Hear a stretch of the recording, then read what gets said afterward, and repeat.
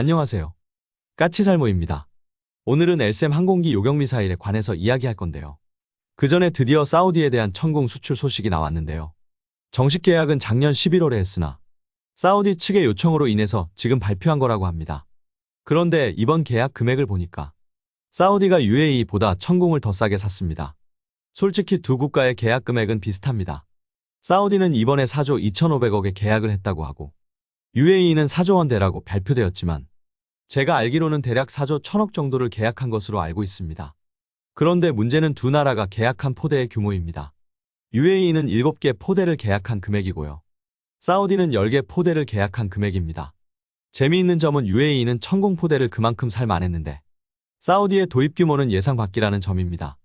왜냐하면 UAE 같은 경우는 가지고 있는 패트리어트 포대나 사드 포대의 규모가 작기 때문에 추가적으로 탄도미사일, 요격미사일이 많이 필요했습니다. 당장 UAE는 사드 포대를 1개만 가지고 있습니다. 그에 반해서 사우디는 미국으로부터 대량의 사드 포대와 패트리어트 미사일을 구매하기로 계약한 상태입니다. 당장 미국으로부터 도입하기로 한 사드 포대의 규모는 150억 달러. 우리 돈으로 약 18조 원에 이르는 규모로 미사일 발사대 44대와 요격미사일 360발. 거기에 통신지휘소 16대. 가장 핵심인 AN/TPY2 레이더가 7대입니다. 그래서 결론은 사우디가 도입하기로 한 사드 포대는 무려 7개 포대입니다. 그렇기에 미국으로부터 사드 등을 소량만 도입한 UAE와 다르게 사우디는 미국으로부터 대량의 요격미사일을 도입하고 있기 때문에 우리 천공의 도입 규모가 크지 않을 것으로 알려졌습니다. 그러다가 정작 뚜껑을 열어보니 사우디가 요구한 수량은 처음에는 7개 포대로 야전군용으로 3개에서 4개 포대 정도를 예상한 우리의 예상 규모를 뛰어넘었습니다. 그런데 그것도 그나마 나중에 사우디가 도입 규모를 더 확대했습니다. 10개 포대로요. 그래서 사우디는 개발국인 우리나라보다도 천공2를 더 많이 발주를 한 것입니다. 그래서 결론은 사우디는 10개 포대를 UAE는 7개 포대를 도입하는 건데요. 그러나 두 나라의 계약 규모는 4조 원 초반대로 비슷하죠. 그럼 왜 UAE가 사우디에 비해서 더 비싸게 샀을까요? 그 이유는 UAE는 우리에게 새로운 A사 방식의 다기능 레이더 개발을 요구했기 때문입니다. 그래서 UAE의 계약 금액에는 A사 레이더의 개발비가 포함되어 있고 그래서 우리가 개발하는 레이더의 많은 권리가 UAE에 귀속됩니다. 실제로 우리는 내년인 2025년까지 시험용 모델 한 대를 개발해서 UAE에게 납품하게 되어 있고 이걸 가지고 UAE가 사막에서 운용 테스트를 하게 됩니다. 그래서 UAE의 계약 금액에는 A사 레이더 개발 금액이 수천억이 포함되어 있어서 이런 겁니다. 그럼 사우디는 많은 수량의 패트리어트를 이미 보유하고 있고 그리고 많은 수량의 사드를 주문했으면서도 왜 우리에게서 천공2를 무려 10개 포대나 구매하는 것일까요? 그 이유는 두 가지가 있습니다. 우선 패트리어트가 너무 비싸기 때문이고 그리고 또 한 가지는 패트리어트가 기동성이 떨어지기 때문입니다. 지금까지 사우디는 후티 반군으로부터 수많은 탄도미사일 공격을 받고 있습니다.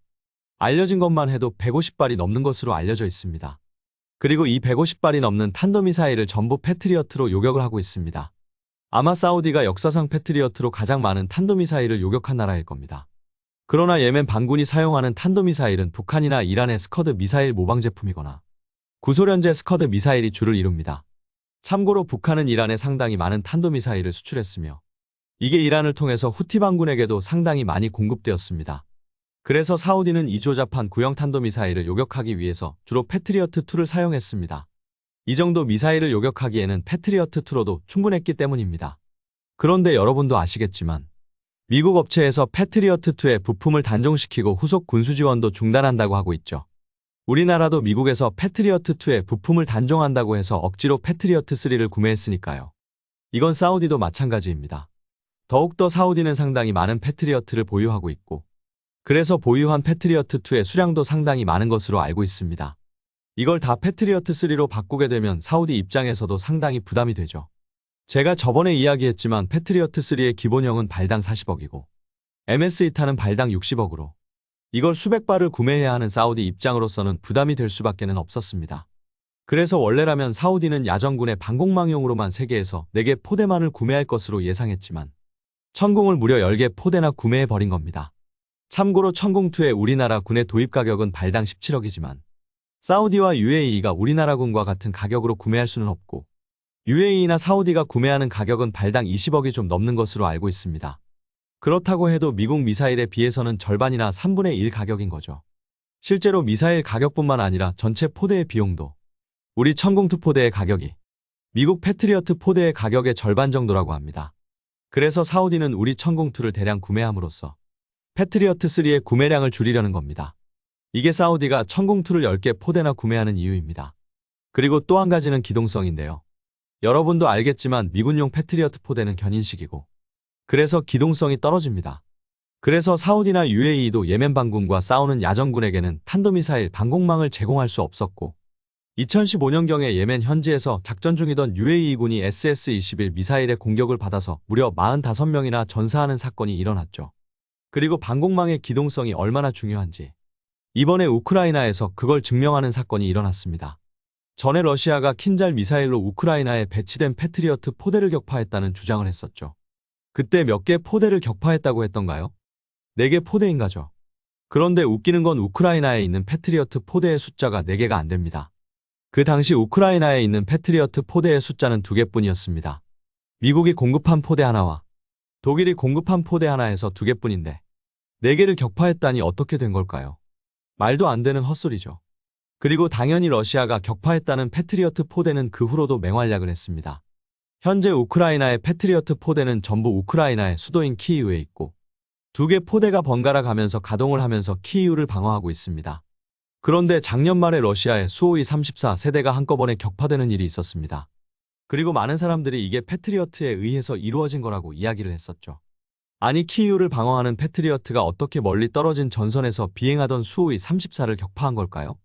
그건 바로 독일제 패트리어트의 기동성 때문에 가능했던 일입니다. 여러분도 알겠지만 우리나라도 독일로부터 중고 패트리어트를 구매했고 이 독일제 패트리어트는 미국제에 비해서 견인식이 아닌 만트럭에 올려져 있어서 기동성이 좋다는 이야기를 많이 듣습니다. 그걸 우크라이나가 이용한 겁니다. 미국제 패트리어트가 가동하고 있는 동안 우크라이나는 독일제 패트리어트의 기동성을 이용해서 독일제 패트리어트 포대를 전선 근처로 기습 이동한 후에 패트리어트2의 긴 사거리를 이용해서 러시아 쪽에서 비행하고 있는 수호이 전투기를 요격해버린 겁니다. 참고로 패트리어트2의 항공기 요격 사거리는 160km에 이릅니다. 그리고 우크라이나의 독일제 패트리어트는 이런 방법으로 수호이 34를 세대를 동시에 격추시킨 것 말고도 기존에도 여러 대의 러시아 항공기를 격추했는데요. 작년 5월 13일에 우크라이나 공군이 공개한 동영상을 통해서 패트리어트를 공개했는데요. 그 패트리어트에는 이미 한 대의 수호이 34와 한 대의 수호이 35 그리고 세 대의 밀8 헬기의 킬마크가 새겨져 있었습니다. 한마디로 기존에도 이런 방식의 작전을 하고 있었던 겁니다. 그리고 최근에는 독일로부터 패트리어트 포대를 한 개를 더 공급받아서 이런 식의 작전을 더 많이 펼치게 될 거라고 하죠. 결론은 우크라이나가 패트리어트 포대를 활용해서 이런 식의 치고 빠지는 작전을 할 수 있었던 이유는 2가지가 있습니다. 우선 독일로부터 공급받은 독일군용 패트리어트의 기동성 때문이고 또 한 가지는 패트리어트2의 160km나 이르는 항공기 요격 사거리입니다. 그에 반해서 우리나라의 천공이나 패트리어트3는 패트리어트2에 비해서는 항공기 요격 사거리가 절대적으로 떨어지죠. 우리 천공의 항공기 요격 사거리는 천공원이 40km고 천공2도 100km가 넘지 않습니다. 참고로 두 미사일의 크기는 비슷하지만 천공원은 파편탄두 방식이고 천공2는 직격탄두 방식이기에 천공2가 상대적으로 탄두 중량이 가볍고 그래서 미사일의 크기에 비해서 항공기 요격 사거리도 더 길죠. 그러나 그래도 역시 천공2도 패트리어트2에 비해서는 사거리가 대폭 짧습니다. 실제로 그래서 우리나라도 패트리어트2의 긴 사거리를 활용해서 우크라이나와 비슷한 방식의 작전을 합니다. 우리의 패트리어트 포대는 수도권에 배치되어서 휴전선 이북에서 비행하는 북한 항공기에 대해서도 요격할 수 있는 능력을 활용해서 북한 항공기를 경계하고 있습니다. 그리고 이건 북한도 마찬가지입니다. 북한도 과거에는 SA-2만 전진 배치했는데 요 몇 년 전에는 실질적으로 북한군이 보유한 대공미사일 중에서 가장 성능이 좋고 사거리도 긴 SA-5까지 휴전선 일대로 전진 배치해서 우리나라의 항공기를 위협하고 있습니다. 그러나 조만간 미국 업체는 패트리어트2의 후속 군수 지원을 중단한다고 했고 그래서 우리도 패트리어트3를 도입했지만 이 패트리어트3는 사거리가 짧아서 이런 임무가 불가능하기에 우리가 개발한 게 바로 LSAM 항공기 요격용 미사일인 거죠. 솔직히 제가 전에도 이야기했지만 LSAM 항공기 요격 미사일은 정말 뭐 하나 내세울 게 없는 상당히 평범한 미사일입니다. 시커는 우리가 개발하는 미사일 중에서 마지막으로 KU-밴드 레이더 시커를 사용하고 있고 이 미사일 다음에 앞으로 우리가 개발하는 미사일들은 전부 KA-밴드 A사 레이더 시커를 사용하게 되죠. 거기다 공룡 날개만을 가지고 있고 측추력 장치 같은 것도 없기 때문에 기동성도 높지 않습니다. 다만 유일하게 LSM 항공기 요격미사일에 들어간 신기술이라고 하면 이중펄스 로켓을 사용해서 사거리만 길다는 것입니다. 무려 사거리가 200km에 이르고 우리가 이리 기동성이 떨어지는 미사일을 개발한 이유는 단 한 가지. 바로 이 긴 사거리를 얻기 위해서입니다. 만일 이 미사일에 측추력 장치를 달게 되면 측추력 장치가 차지하는 무게 때문에 그만큼 유도장치 전체의 무게가 증가하기에 사거리가 줄어들 수밖에는 없습니다. 그래서 이 미사일은 기동성을 포기하고라도 사거리만을 추구한 것이고 그로 인해서 긴 사거리를 가지게 되었고 그래서 휴전선 남쪽에 배치되어도 북한 영공 깊은 곳까지 도달할 수 있는 거죠. 그리고 이번 우크라이나에서의 패트리어트의 작전을 통해서 요격미사일의 긴 사거리가 얼마나 중요한지를 다시금 증명하게 된 것입니다. 물론 LSM 포대는 우리의 천공 포대나 독일제 패트리어트 포대만큼의 기동성은 없습니다. 실제로 업체 관계자의 말에 따르면 LSM 포대는 고정식으로 운용하는 걸 전제로 개발되었다고 합니다. 당연한 게 사드도 마찬가지이고 LSM도 마찬가지이지만 이 포대들은 미사일도 훨씬 크고 레이더도 대형이기 때문에 천공 포대나 독일제 패트리어트 포대만큼의 기동성을 발휘하는 건 불가능한 일입니다. 그렇기에 우크라이나에서처럼 치고 빠지는 작전은 불가능하지만 그 대신 LSM 항공기 요격미사일은 패트리어트2 미사일보다도 긴 사거리와 그리고 훨씬 뛰어난 레이더의 조합으로 훨씬 안전한 후방에서도 북한 땅 깊은 곳에서 활동하는 북한 항공기를 요격할 수 있는 겁니다. 그리고 이것 또한 UAE나 사우디가 LSM을 구매하게 되는 이유 중에 하나가 될 것입니다. 특히 사드 포대를 하나만 구매한 UAE가 LSM에 대해서 지대한 관심을 가지고 있고 LSM이 완성되자마자 사갈 기세인데요. 결론은 우리의 LSM은 이런 긴 사거리의 항공기 요격미사일을 가짐으로 인해서 탄도미사일 방어미사일만 가진 미국의 사드 포대에 비해서 마치 러시아의 S-400처럼 통합방공망을 구성하는 게 가능합니다.